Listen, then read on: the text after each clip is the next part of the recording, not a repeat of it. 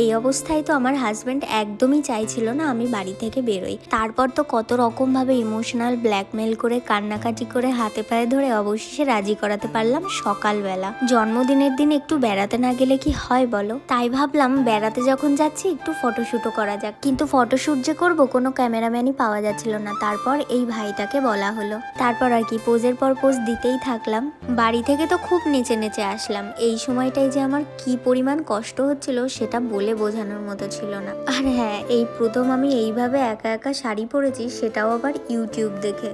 যদিও খুব একটা ভালো করে পরতে পারিনি, তবুও চলার মতো হয়েছে। আর আমার হাজবেন্ড বারবার আমার শাড়িগুলো ঠিকঠাক করে দিচ্ছিল। এবার ব্যাস, হাজবেন্ডকে বলে দিলাম আমার দ্বারা আর হচ্ছে না, আমি আর একটা ফটোও তুলতে পারবো না, কারণ আমি একটু আর দাঁড়াতে পারছিলাম না। এবার তোমরা তুলতে পারো। তাই দেখো আমাকে এখানে বসিয়ে রেখে ওরা অন্যদিকে ফটোশুট করছিল। আর তারপর ফটোশুট শেষে ভীষণ খিদে পেয়ে গেছিল, তাই জন্য আমরা একটা করে প্যাটিস খেয়ে নিচ্ছিলাম। আর আমি জানতাম শাড়ি পরে কি পরিমাণ কষ্ট হবে, তাই একটা এক্সট্রা জামা নিয়ে নিয়েছিলাম, এটা পরে এবার বাড়ির দিকে যাব।